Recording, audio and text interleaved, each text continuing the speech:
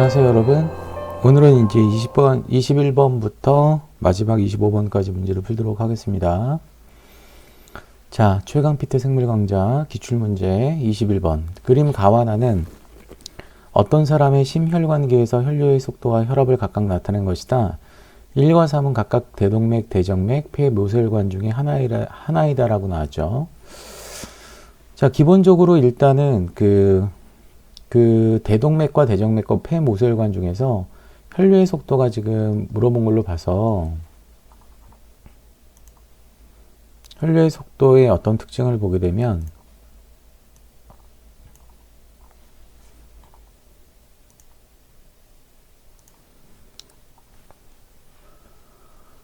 자, 혈류의 속도는 동맥이 제일 빨라요. 자, 대동맥이 제일 빠르고 여기서는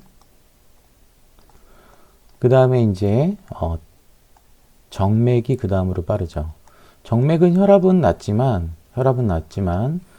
총 단면적이 모세혈관보다 어때? 작기 때문에 혈류의 속도는 더 빠릅니다. 그리고 이제 폐모세혈관은 이 세 개 중에서 가장 느리다라고 얘기할 수 있는 거죠. 구체적으로 보게 되면 여기가 이제 대동맥이라고 얘기할 수 있어요. 그리고 가장 느린 지역이 폐모세혈관이고 그러면 이 구간은 대정맥이라고 얘기할 수 있다는 얘기예요. 자, 그러면 여기가 지금 조직 온몸의 모세혈관이라고 얘기할 수 있어요. 온몸 모세혈관. 자, 대정맥의 혈액이 이제 심장으로 들어와서 심장에서 나가죠. 심장에서 나갈 때 여기가 이제 폐동맥 다시 혈류의 속도가 빨라지겠죠. 혈압이 높기 때문에. 그래서 폐동맥, 폐모세혈관이 3번. 그죠? 그 다음에 요 구간이 폐정맥. 그 다음에 이제 폐정맥에서 다시 이제 대동맥 쪽으로 이제 가고 있다라고 얘기할 수 있어요. 혈류의 속도는 기본적으로 혈관의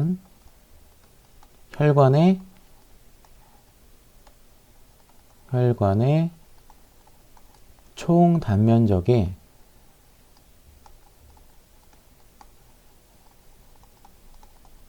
반비례합니다. 요거는 이제 거의 예외가 없다라고 보시면 되고요. 혈압 같은 경우는 좌심실에서의 떨어진 거리가 좌심실로부터 거리가 멀면 멀수록 혈압은 낮아지는 경향을 갖고 있죠. 자, 그래서 여기가 이제 대동맥, 그 다음에 이제 폐동맥 부근에서 이 동맥은 공통적으로 혈류의 속도가 혈압이 높기 때문에 혈압의 영향을 좀 받아요. 혈압의 영향을 받는다. 요거는 모든 혈관에 다 해당이 되는 건 아니고 동맥만 그래요. 동맥만. 그래서 동맥은 그러니까 동맥에서 이제 모세혈관 그 다음에 정맥 순으로 심실에서 멀어지고 있죠. 그래서 이렇게 떨어지는 거는 경향성이 무조건 같다라는 얘기예요. 이렇게 떨어지는 것 자체가. 자, 1은 최순환에 포함된다라고 나왔는데요. 1은 대동맥이라고 했기 때문에 자, 최순환이라고 하는 거는 순환이라고 하는 거 원래 이제 심실에서 심방으로 끝나는 건데 자, 최순환은 좌심실, 대동맥, 온몸, 대정맥, 우심방으로 끝나기 때문에 대동맥이 지금 포함되고 있죠. 기억 괜찮고요. 혈관벽의 두께는 2가 1보다 어때 더 두껍다라고 했는데 이게 지금 대동맥이고 2가 대정맥이기 때문에 대정맥이 대동맥보다 얇죠. 틀렸습니다, 이건. 혈관의 총 단면적은 2가 3보다 더 넓다라고 나왔는데 2가 아까 대정맥이었었죠. 그 다음에 3이 이제 폐모세혈관이라고 얘기했을 거예요. 모세혈관이 무조건 정맥보다는 총 단면적이 크기 때문에 2가 3보다 좁다 라고 얘기할 수 있는 거죠. 자, 따라서 니은 디귿은 안 되죠. 정답은 따라서 몇 번이 맞아요, 여러분? 기억이 맞습니다. 정답은 1번. 자, 또 이제 생리학 문제가 나왔는데 호흡계에 대한 문제가 나왔어요. 그린 가는 산소 분압에 따른 헤모글로빈의 산소 포화도 곡선 기억과 니은을, 그죠? 그 다음에 나는 폐 환기량에 따른 폐포의 기체 분압을 나타낸 것이다 라고 나왔어요. 자, 평상시에 호흡을 어떻게 기준으로 해서 이거보다 여러분 폐 환기량이 높을 때가 있고 폐 환기량이 낮을 때가 있는데요. 폐 환기량이 높을 때를 우리가 이제 과다 호흡이라고 얘기합니다. 과다 호흡을 하게 되면 체내에 산소 분압은 당연히 더 높게 되고 평상시 호흡보다 이산화탄소의 분압은 더 떨어지겠죠. 그래서 이산화탄소가 몸에 정상보다 더 적게 존재를 하고 있기 때문에 이런 경우는 알칼리증을 초래할 수가 있어요. 이런 거 우리가 이제 호흡성 알칼리증이라고 얘기를 하는 거죠. 반면에 이제 과소호흡이라고 하는 것도 있는데 평상시의 호흡보다 폐 환기량이 적을 때를 과소호흡이라고 얘기하고 과소호흡은 보통 폐질환이 많아요. 폐질환이 일어나게 되면 산소의 어떤 유입량은 적어지게 되고 정상보다 그죠? 떨어졌죠 지금. 떨어졌잖아. 반면에 이산화탄소의 어떤 거 배출량은 억제가 되는 거죠. 그래서 과소호흡이 일어나게 되면은 체내에 PO2가 정상보다 적게 되고 이산화탄소의 분압은 높을 수밖에 없기 때문에 이게 산성물질이잖아, 이산화탄소가. 그래서 산증을 유발합니다. 호흡성 산증을. 아시겠습니까? 자, 그러면 이제 둘 다 기억과 니은의 동맥혈의 분압이나 폐포의 분압이 이 정도라고 가정을 했을 때 만약에 정맥혈이나 조직에서의 산소 분압이 40이라고 가정을 한다면 그냥 가정할게요. 그죠? 이때 이제 헤모글로빈의 어떤 포화도가 기억 같은 경우는 이 정도에서 이 정도까지 떨어졌기 때문에 그쵸? 결과적으로 이 정도가 헬이량이라고 얘기할 수 있죠. 반면에 이제 니은 같은 경우는 같은 산소 분압 차이에서 이만큼의 해리가 되기 때문에 조직으로 해리도가 기억보다 더 크다라고 얘기할 수 있어요. 그럼 조직 입장으로 봤을 때는 누구로부터 산소를 많이 공급받는다? 그렇지. 니은이 어때? 산소 공급량이 더 크다라고 얘기할 수 있는 거죠. 자, 그러면 혈액의 pH가 높아지게 되면 기억이 니은 쪽으로 이동을 한다라고 나왔는데, 자, pH가 높아졌을 때, 자, 기억에서 니은 쪽으로 가게 되면 해리도가 증가한다라고 얘기했지. 해리도가 증가하는 어떤 요인에 대해서 잠깐 정리를 해보게 되면, 해리도 증가 요인은 포화도 증가 요인과 반대예요. 첫 번째, 산소 분압은 낮아야 되고 이산화탄소 분압은 무조건 반비례니까 높아야 되고요. 그죠? 세 번째는 pH는 낮을수록 온도는 높을수록 해리도가 증가가 됩니다. 자, 근데 pH에 대해서 물어봤기 때문에 기억에서 니은 쪽으로 가기 위해서는 pH가 높아지는 게 아니고 낮아져야 되겠죠. 그래서 기억은 안 됩니다. 산소 분압이 100mm Hg에서 40mm Hg로 감소가 될 때, 아까 얘기했었죠. 헤모글로빈으로부터 해리되는 산소의 양은, 자, 밑줄 그어볼까요? 요거를 우리는 뭐라고 얘기할 수 있어? 산소 해리도. 해리도는 아까 기억과 니은 중에서 니은이 더 크다라고 얘기했지. 그래서 니은에서가 기억에서보다 많다. 괜찮네요. 자, 폐환기량이 평상시 호흡보다 증가하게 되면 이거는 이제 과다호흡이라고 얘기할 수 있죠.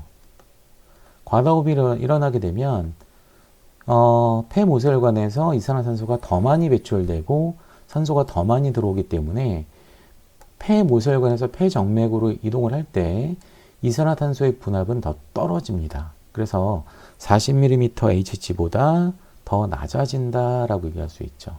왜냐하면 CO2 배출량이 상대적으로 더 커서라고 얘기할 수 있습니다. 정답은 따라서 몇 번이에요? 6번이다 라고 얘기할 수 있는 거죠. 자, 그림은 동물종 X에서 체내 나트륨의 농도의 항상성 조절을 알아본 실험이에요. 이 체내 나트륨 농도가 증가함에 따라서, 그죠? 이게 이제 증가하게 되면 삼투압이 증가하게 되고, 삼투압이 증가하게 되면 수분 제흡수가 증가하기 때문에 혈압이 상승될 수 있어요. 근데 혈압을 우리는 일정하게 만들어야 될 거 아니야. 그지? 그러면 혈압이 상승이 될 때 요거를 억제시키기 위해서 신장에서 레닌 분비가 억제가 돼야 돼요. 레닌, 안지오텐신, 알도스테론 시스템은 혈압을 상승시키는 요인이기 때문에 혈압이 상승된 거를 다시 떨어뜨리기 위해서는 레닌 분비를 억제를 시켜줘야 되고, 그 다음에 소변량을 증가시키기 위해서 심박 나트륨 이뇨펩타이드라고 하는 호르몬 분비가 증가해야 되겠죠. 그죠? 요게 바로 뭐냐면은 ANP라고 얘기할 수 있어요. ANP. 그래서 ANP의 분비는 촉진되고요. 그죠? 그 다음에 소변으로부터 나트륨 배설량을 촉진시켜야 되기 때문에 소변의 Na+의 농도는 증가가 돼야지만 혈압 상승을 어때요? 억제를 시킬 수 있어서 혈압이 일정하게 유지가 될 수 있다는 얘기예요. 자, 지금 가해 A와 C에 다음과 같이 나트륨을 매일 투여한다라고 했어요. 그러면 C로 가면 갈수록 어때? 혈중 나트륨 농도가 증가하기 때문에 삼투압이 증가되겠죠. 그래서 삼투압은 C가 제일 크고 그 다음에 B고 A가 그 다음이라고 얘기할 수 있거든요. 일정 시간이 지난 후 나의 A와 C로부터 혈액의 나트륨 농도와 레닌의 어떤 농도를 측정하고 오줌의 나트륨 농도를 측정한다. 혈액의 나트륨 농도가 일정하게 유지가 되고 있죠. 일정하게 유지가 되고 있다는 얘기는 얘가 항상성 조절이 일어나고 있다는 얘기야. 자, 그러면 나트륨의 섭취량은 A에서 C로 갈수록 높아졌잖아. 따라서 C로 갈수록 레닌 분비량은 더 억제가 돼야 되고, 그죠? 그 다음에 ANP의 분비량은 촉진돼야 되고, C로 갈수록 소변의 나트륨 배설량 농도는 증가가 돼야 된다는 얘기예요. 자, 그래서 A, B, C로 갈수록 증가하는 게 바로 뭐냐면 요게 바로 오줌의 소변 속 나트륨 이온의 농도라고 얘기할 수 있고요. A, B, C로 가면 갈수록 감소가 되는 이거는 혈중 레닌 농도라고 얘기할 수 있는 거예요. 그죠? 이해되시죠? 자, 이런 오줌의 나트륨 농도가 아니고 이런 오줌의 소변의 어떤 나트륨 농도가 맞겠네요. 그죠? 요거 괜찮아요? 소변이라고 해도 되고 오줌이라고 해도 되겠네요. 그죠? 자, 따라서 기억 괜찮고요. 혈액의 심박 나트륨 이뇨펩티드의 농도는 얘는 혈압이 높을 때 분비가 되기 때문에 혈압이 높은 상황에서 분비가 되기 때문에 분비량은 C, B, A 순서대로 분비량이 어때? 대소관계가 있겠죠. C에서가 A에서보다 높다라고 얘기할 수 있고요. 알도스테론은 레닌, 안지오텐신, 알도스테론계에서 함께 작용하는 거기 때문에 얘가 작용을 하게 되면 콩팥에서 나트륨 이온의 재흡수를 촉진하므로 재흡수량이 촉진된다는 얘기는 혈압을 상승시킨다는 얘기가 되겠죠. 그쵸? 자, 따라서 디귿트 팩트예요. 다 맞습니다. 정답은 따라서 몇 번? 7번이 정답이라고 얘기할 수 있겠네요. 그죠? 자, 24번. 그림 가와라는 사람의 면역계를 구성하고 있는 면역세포를 나타낸 것이고, 가와라는 각각 도움 트림프구, 자, TH3라고 얘기하고, 세포독성 트림프구를 TC라고 얘기하고, 수지상세포, 그 다음에 B셀이 지금 존재를 하고 있죠. 자, 따라서 TH와 TC와 B셀은 후천성 면역에 관여를 하고요.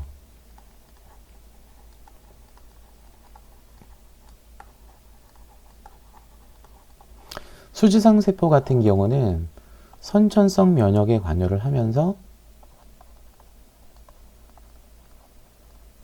추가적으로 굉장히 중요한 역할은 바로 뭐냐면 항원 제시를 하죠. 자, 지금 수용체를 갖고 있다. 이 말은 T림프구나 B림프구의 특징이라고 얘기할 수 있는데, T림프구의 어떤 수용체를 갖고 있기 때문에, 자, 여기서 이제 보조 수용체를 통해서 TH인지 T스인지 알 수 있어요. 보조 수용체 CD8을 갖고 있는 경우를 독성 T림프구, CD4를 갖고 있는 경우를 보조 T림프구라고 얘기하죠. 그죠? 그래서 얘는 세포성 면역에 관여를 하고,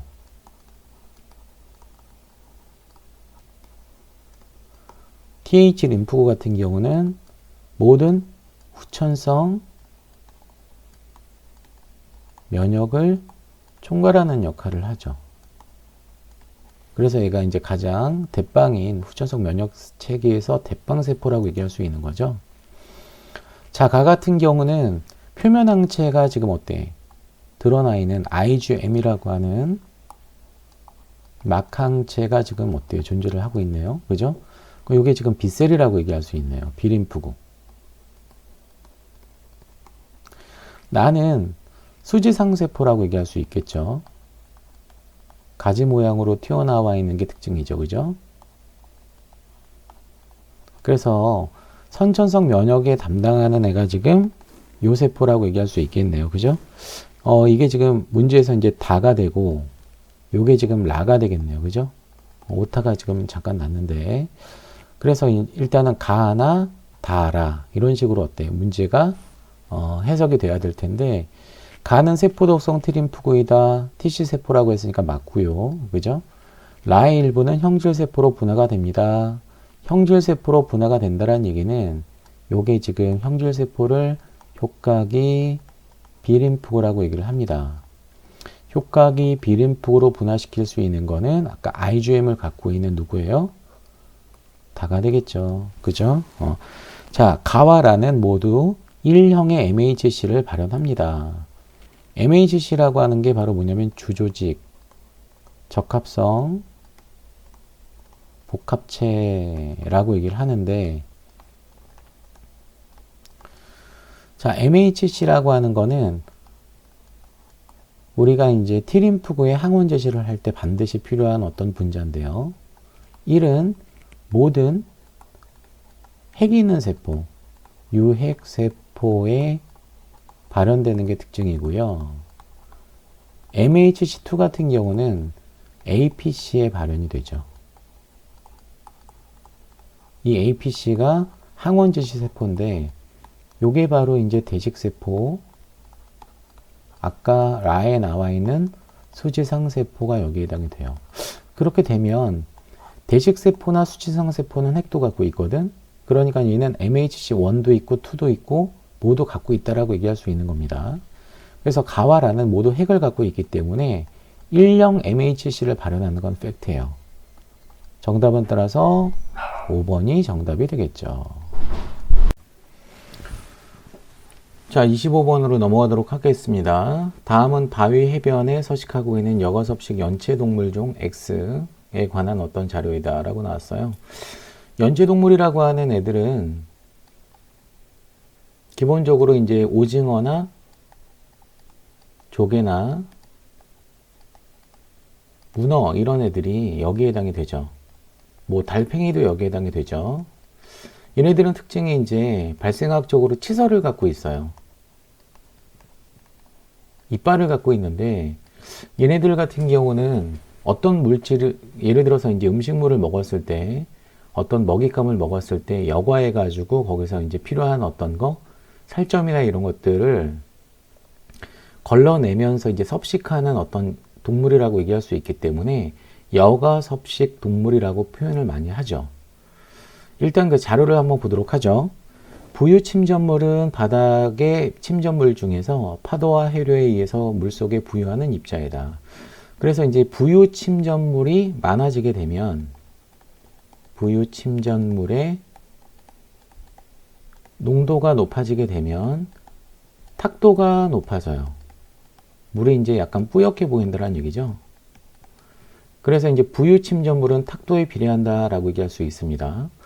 그래서 이제 탁도는 부유 침전물의 농도가 높을수록 증가를 하고 폐각 생장률은 이 폐각이라고 하는 거는 특히 이제 조개 같은 애들이 갖고 있는 껍데기죠.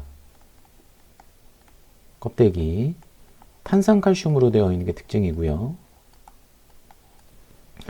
이 폐각 생장률은 여가 섭식률이 높을수록 증가한다라고 나왔는데 아무래도 이제 조개를 예를 들어서 얘기를 한다면 조개가 유생에서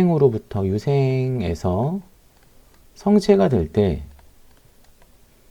요거를 우리는 생장이라고 얘기를 하고 생장이 일어날수록 폐각의 생장률도 이거에 따라서 어떻게 돼야 되냐면 증가할 수밖에 없겠죠. 그래서 폐각 생장률은 여가 섭식률이 높을수록 증가한다라고 하는 거는 어느 정도 이제 비례 관계를 갖고 있다라고 얘기할 수 있는 겁니다. 그림가는 부유 침전물의 농도에 따른 X의 여가 섭식률을 나는 탁도가 서로 다른 서식지에서 탁도는 아까 얘기했지만 부유 침전물로 바꿔서 얘기할 수 있는 거죠. 부유 침전물과 동일한 내용이다. 탁도가 서로 다른 서식지에서 바닥으로부터의 높이에 따른 X의 폐각 생장률을 나타낸 것이다 라고 나왔어요. 기역과 니은은 각각 탁도가 높은 서식지와 낮은 서식지 중에 하나이다 라고 나왔습니다. 자료 한번 보도록 하죠. 가번에 이제 부유 침전물의 농도를 보게 되면 여가 섭식률과 부유 침전물의 관계가 반비례 관계라고 하는 걸 알 수 있는 거죠. 얘네들은 이제 반비례 관계고, 그 다음에 이제 바닥으로부터의 어떤 높이가 높아짐에 따라서 폐각 생장률은 모두 증가를 하고 있는 걸 볼 수 있어요. 비례 관계라고 얘기할 수 있는데, 이 폐각 생장률이라고 하는 거는 부유 침전물의 농도가 낮을수록 커지기 때문에 가가 이제 탁도가 낮은 지역이고 니은은 탁도가 높은 지역이다 라고 우리는 얘기할 수 있겠네요. 그죠? 그럼 정리를 한번 해볼까요? 부유 침전물의 농도가 높다. 이 말은 탁도가 높다라는 얘기고요. 탁도가 높고 부유 침전물의 농도가 높을수록 폐각 생장률은 반대로 떨어집니다. 그래서 이제 얘네가 이제 무슨 관계라고 얘기할 수 있냐면 반비례 관계라고 얘기할 수 있는 거죠. 반비례 관계라고. 그죠? 폐각 생장률과 누가 비례 관계라고 했냐면, 그죠? 얘네들의 어떤 생장률은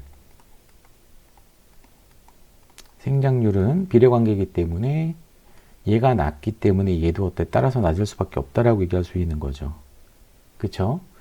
자, 그러면 X의 여과 섭식률은 오징어와 같은 연체동물이라고 얘기할 수 있고요. X는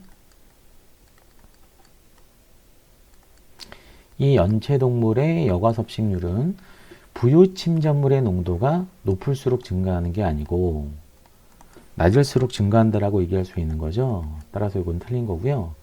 자, 기역은 탁도가 높은 서식지라고 했나요? 낮은 서식지라고 얘기를 했습니다. 그죠? X의 2차 생산은 기억에서가 니은에서보다 많다. 이 생산량이라고 하는 거는 여기서 이제 생장률에 비례하기 때문에 자, 기억에서가 니은에서보다 많죠. 왜냐하면 기억은 탁도가 낮은 지역이고 니은은 탁도가 높다라는 얘기잖아요. 그죠? 2차 생산은 생장률에 비례하거든요. 그죠? 생장률에 비례하기 때문에 자, 디귿은 맞고 기억과 니은은 틀렸다라고 얘기할 수 있습니다. 따라서 25번의 정답은 몇 번이에요? 3번이 되겠네요. 자, 이렇게 1번부터 25번까지 우리가 기출문제를 풀어봤는데요. 여러분들 다시 한번 복습 꼼꼼하게 하도록 하시고, 자, 조만간 심화과정 수업에서 또 만나 뵙도록 하겠습니다. 그때까지 여러분 잘 지내시고요. 다음 시간에 뵙도록 할게요. 감사합니다.